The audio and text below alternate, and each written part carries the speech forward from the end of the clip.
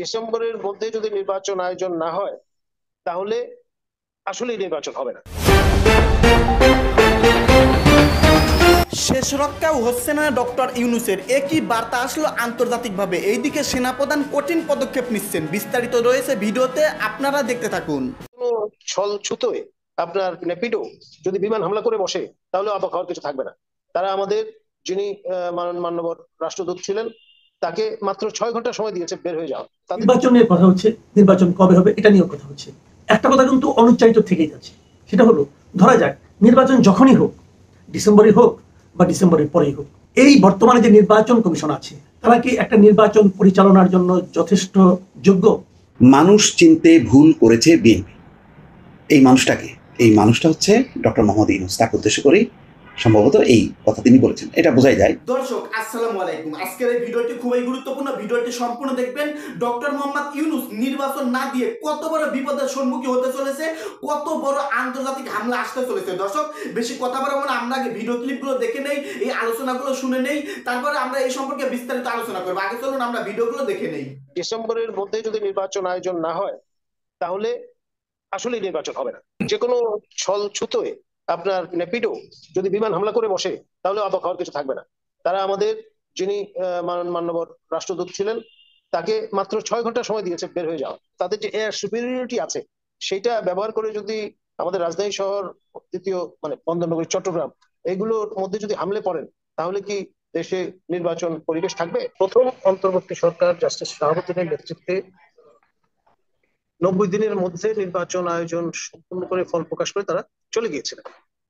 এবং সেই যে টিমটা, এটি ছিল ইউনিফর্ম একটা টিম, যাদের প্রয়াত ফখরুদ্দিন আহমেদ অভিহিত করেছিলেন দি কেয়ারটেকার্স হিসেবে, একটি গ্রন্থ রচনা করেছিলেন তিনি।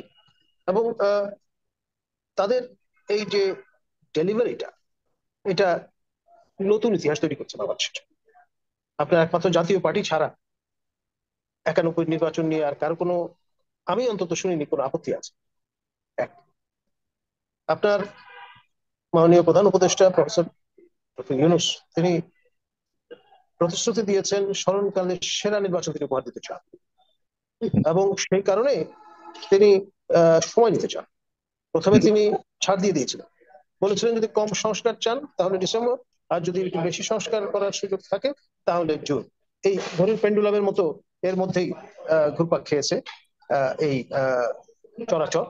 এবং এখানে আবার বলা হচ্ছে, আমাদের মাননীয় আইন উপদেষ্টা তিনি বলেছেন যে জুন বলতে জুন না হয়ে এটা ফেব্রুয়ারি মার্চও হয়ে যেতে পারে, মানে আগে এগিয়ে আসতে পারে।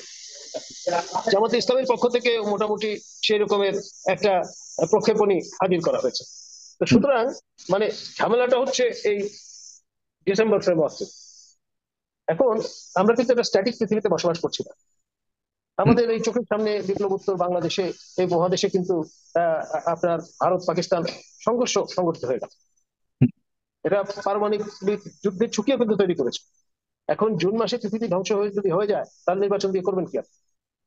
আমরা সোনার পাথর পাটি বানাতে চাচ্ছি, কিন্তু আপনার অধিকাংশ মানুষ তো তা চাচ্ছেন না। তারা শিলা জলে ভাসে এটি দেখতে চাচ্ছেন না।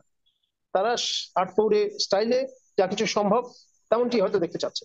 সেই সেন্টিমেন্টটাই তরুণ তুর্কি নেতা তারেক রহমান তুলে ধরছেন, এবং তার যারা কমরেড তারাও কিন্তু সমস্যারে একই কথা বলছেন। এবং কেউ কেউ একটু এগিয়ে আবার বলছেন যে প্রফেসর ইউনূস যদি অসমর্থ হন, অপারগ হন, আমরা এই ডেট দিয়ে দেব, খেয়াল করেন।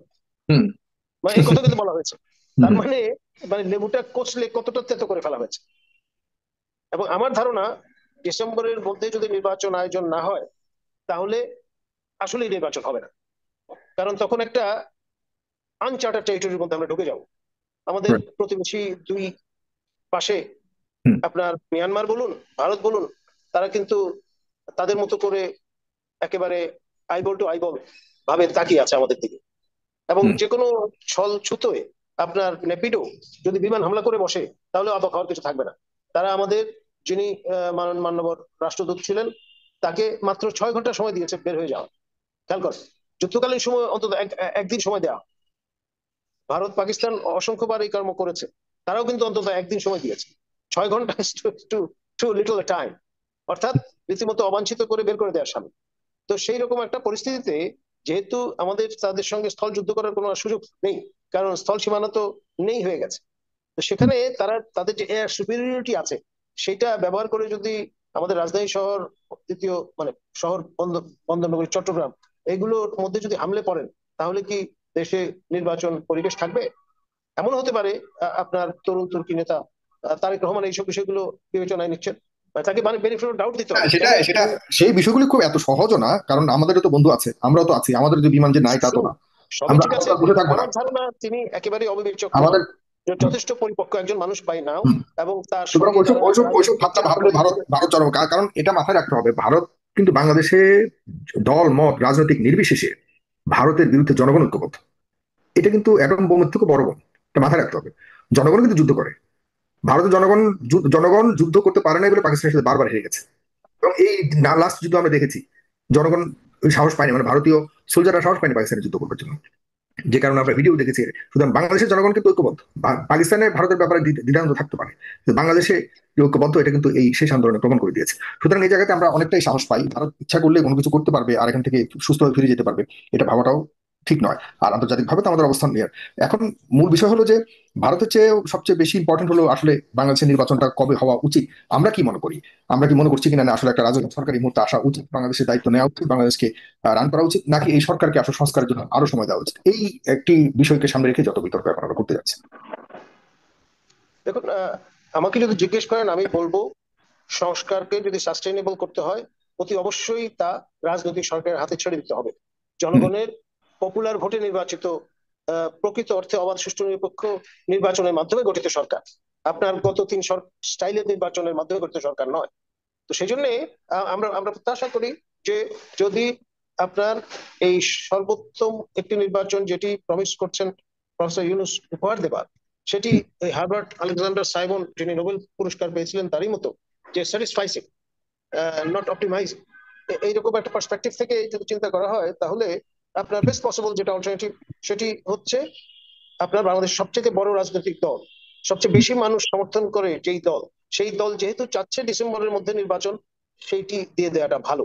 আপনার 100টা রাজনৈতিক দল থাকতে পারে, নতুন নতুন অসংখ্য রাজনৈতিক দল তো ইতিমধ্যে 5 আগস্টের বিপ্লবের পরে আমরা দেখেছি ফোরফ্রন্টে আসতে। এখন সেভাবে চিন্তা করলে শতাধিক দল তারা এক পাশে আর বিএনপি এক পাশে, আপনি কিন্তু এক পাল্লায় মাপতে পারবেন। নির্বাচন নিয়ে কথা হচ্ছে, নির্বাচন কবে হবে এটা নিয়েও কথা হচ্ছে। একটা কথা কিন্তু অনুচ্চারিত থেকেই যাচ্ছে, সেটা হলো ধরা যাক নির্বাচন যখনই হোক, ডিসেম্বরে হোক বা ডিসেম্বরের পরেই হোক, এই বর্তমানে যে নির্বাচন কমিশন আছে তারা কি একটা নির্বাচন পরিচালনার জন্য যথেষ্ট যোগ্য? যোগ্যতা বলতে কি বোঝায় এখানে? যোগ্যতা হলো বাংলাদেশে নির্বাচন কমিশনের যোগ্যতা বলতে আমরা বুঝি সেই নির্বাচন কমিশনের মেরুদণ্ড কতটা সোজা আছে, নির্বাচন কমিশন জানেন কিনা যে তার হাতে কি কি ক্ষমতা আছে এবং সেই ক্ষমতাগুলো তারা প্রয়োগ করার সাহস রাখেন কিনা, এটা হচ্ছে নির্বাচন কমিশনের যোগ্যতা। এটা আমি মনে করি তাদের হাতে অনেক ক্ষমতা দেওয়া আছে। নির্বাচন কমিশন কিন্তু একটা সাংবিধানিক পদ, মানে নির্বাচন একবার নির্বাচন কমিশনার হওয়ার পর, সেই নির্বাচন কমিশনারই হোক বা প্রধান নির্বাচন কমিশনারই হোক, একবার হয়ে যাওয়ার পর শপথ নেওয়ার পর ওনারা যদি নিজে থেকে পদত্যাগ না করেন তাদেরকে কিন্তু পদচ্যুত করার পুরো পদ্ধতি নাই। এটি হলো সাংবিধানিক পদ। ওনারা কি জানেন যে ওনাদের হাতে কতটুকু ক্ষমতা আছে, অথবা জানলেও তাকে প্রয়োগ করার সাহস রাখেন? এটা হচ্ছে সবচেয়ে বড় প্রশ্ন। এই প্রশ্নটা এই কারণে করলাম যে বৃহস্পতিবার এই নির্বাচন কমিশন সম্পর্কে প্রধান বিচারপতি সহ যে অ্যাপেলেট বিভাগ আছে যারা, তারা এই নির্বাচন কমিশন সম্পর্কে খুবই নেতিবাচক একটা মন্তব্য করেছেন। আপিল বিভাগের 7 বিচারপতির পূর্ণাঙ্গ বেঞ্চ বৃহস্পতিবার ওই ইশরাক হোসেনকে নিয়ে, ইশরাক হোসেনের শপথ করানো নিয়ে যে গোলমালটা চলছে, সেই গোলমালের ব্যাপারে তারা নির্বাচন কমিশনকে দোষ দিয়েছেন। তারা বলেছেন যে নির্বাচন কমিশন তো নিজেই করতে পারে কাজটা, এটার জন্য তারা কেন আবার আইন মন্ত্রণালয়ের কাছ থেকে মতামত জানতে চাইবে? তাহলে তো মতামত জানার কোনো দরকার নেই, কারণ সাংবিধানিকভাবে তাদেরকে সংবিধান ইসিকে স্বাধীনভাবে দায়িত্ব পালনের যে ক্ষমতা দিয়েছে সেটা প্রয়োগ করেই তারা তো শপথের বিষয়ে মতামত দিতে পারে। কেন তারা আইন মন্ত্রণালয়ের কাছে গেল? অর্থটা হলো এই যে নির্বাচন কমিশন জানেই না সে কি করতে পারে, অথবা জানলেও তা বলার মতো, উচ্চারণ করার মতো বা প্রয়োগ করার মতো মেরুদণ্ড তাদের নাই। যদি সেরকম মেরুদণ্ডহীন একটা নির্বাচন কমিশন আমাদের দেশে থাকে তাহলে কিভাবে হবে? দেখুন, আমি এই ইশরাক হোসেনের ঘটনাটা আমাদের দেশে রাজনৈতিক কালচার যেটা তার অনেক কিছুকে স্পষ্ট করে দিয়েছে। এই যে সরকার আছে অন্তর্বর্তীকালীন সরকার, এই সরকার কতটুকু নিরপেক্ষ সেটাও কিন্তু আমাদের সামনে একদম পরিষ্কার করে দিয়েছে। ভাবুন, আমি ইশরাক হোসেনের ঘটনাটা আরেকবার আপনাদেরকে মনে করিয়ে দিতে চাই। আপনারা নিশ্চয়ই মনে করতে পারবেন যে ইশরাক হোসেনের ঘটনাটা আসলে কি হয়েছিল। আমি একটু শুরু থেকে সংক্ষেপে বলি। 2020 সালে ইশরাক হোসেনের এই ঢাকা দক্ষিণ সিটি কর্পোরেশন যে নির্বাচনটা হয় 2020 সালে 1 ফেব্রুয়ারি হয়। সেই নির্বাচনে ফজলে নূর তাপসকে বিজয়ী ঘোষণা করা হয় এবং ইশরাক হোসেন ছিল প্রতিদ্বন্দ্বী বিএনপির প্রার্থী। ইশরাক হোসেনের পক্ষ থেকে সেই নির্বাচনকে তারা অস্বীকার করে বলে যে ভোট জালিয়াতি করা হয়েছে এবং সেখানে নির্বাচন নিরপেক্ষভাবে হয়নি। এবং এটার পর উনি কিন্তু ওই দিনে এটার ব্যাপারে ভোট কারচুপির ব্যাপারে অভিযোগ করেন এবং পরে আদালতে মামলা করেন। এটা হলো 2020 সালের ফেব্রুয়ারিতে। কিন্তু ওই সময়কার নির্বাচন কমিশন তাপসকে বিজয়ী ঘোষণা করে এবং 27 ফেব্রুয়ারি তাপসের শপথ গ্রহণ হয়ে যায় 2020 সালের। ডেটগুলো একটু খেয়াল রাখবেন। তারপর ও বছরেরই মাঝখানে একটু গ্যাপ হয়, এই করোনার কারণে, কোভিডের কারণে গ্যাপ হয়ে 16 মে শেখ ফজলে নূর তাপস সিটি কর্পোরেশনের মেয়র হিসেবে দায়িত্ব গ্রহণ করেন। কিন্তু দায়িত্ব গ্রহণ করার পর প্রায় তার 17-18 দিন পরে প্রথম সভাটা অনুষ্ঠান হয় সিটি কর্পোরেশনের কমিশনারদের নিয়ে। সেই সভাটা হয় 2 জুন। নিয়মটা হলো যেদিন প্রথম সভা অনুষ্ঠান হবে সেই দিন থেকে সিটি কর্পোরেশনের মেয়াদ গণনা করা হবে।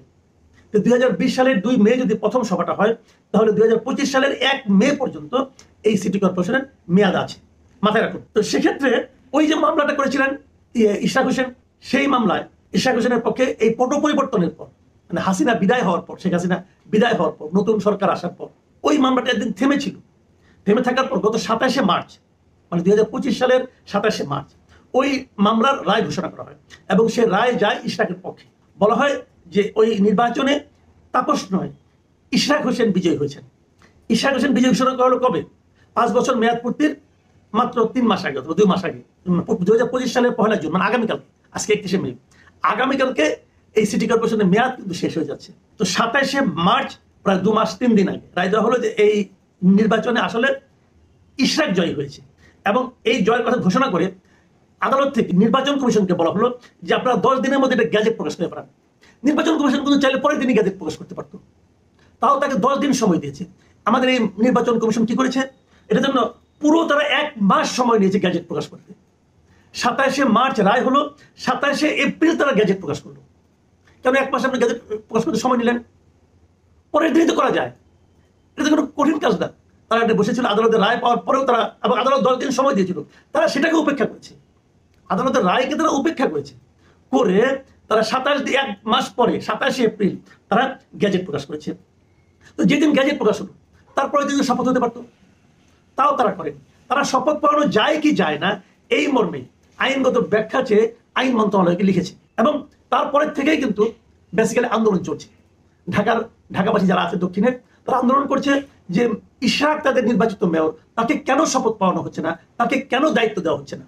এটা তারপরে যখন এই টানাপোড়েন চলছে, এর মধ্যে এলজিআরডি মন্ত্রী যিনি আছেন, এলজিআরডি দায়িত্বপ্রাপ্ত উপদেষ্টা যিনি আছেন আসিফ মাহমুদ সজীব ভুইয়া, তিনিও একটা গো ধরেছেন যে তাকে শপথ করতে দেবেন না। নানা রকম কায়দা কানুন উনি করতেছেন যে কিভাবে না দেওয়া যায়, এবং উনি তো আবার ওই সিটি কর্পোরেশন ভবনে যে অফিসও করেন, যে ওনার ওখানে দাপট একটু কমে যাবে, এটা হয়তো ভেবেছেন কিনা জানি না। সাধারণ মানুষ আন্দোলন করেছে এবং সে আন্দোলনের পর যখন চলছে তখন আবার আরেক লোক, এ হলো আরেক ক্যারেক্টার, মিস্টার মামুনুর রশিদ। কে মামুনুর রশিদ কেউ জানে না, তাকে কোত্থেকে ফিট করা হয়েছে তাও জানে না।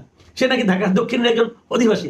সে যে হাইকোর্টে একটা রিট করে দিয়েছে 14 মে, মানে 27 এপ্রিল গ্যাজেট ঘোষণা প্রকাশ করা হয়েছে, তারও 2 সপ্তাহ পরে এই মামুন সাহেব যে একটা রিট করেছে যে না, ওনাকে শপথ করতে দেওয়া যায় না।